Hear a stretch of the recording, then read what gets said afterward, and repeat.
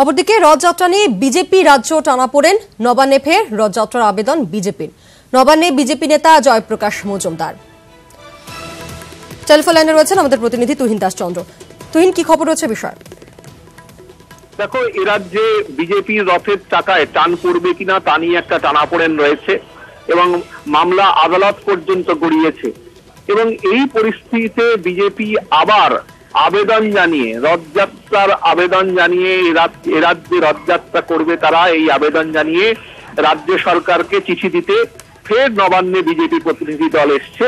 এবং তুমি জানো যে গতকালই বিজেপি নেতা জয়প্রকাশ মজুমদার নবান্নে এসেছিলেন প্রায় সন্ধ্যেবেলায়, এবং তখন কিন্তু রিসিভিং সেন্টার, চিঠি যেখানে রিসিভ হয় সেই রিসিভিং সেন্টার বন্ধ হয়ে গিয়েছিল।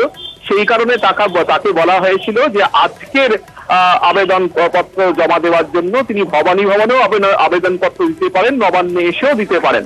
এবং সেই মতো আজকে জয়প্রকাশ মজুমদার, বিজেপি নেতা জয়প্রকাশ মজুমদার কিছুক্ষণ আগেই, এই মিনিট 5-7 আগেই কিন্তু নবান্নে এসে পৌঁছেছেন।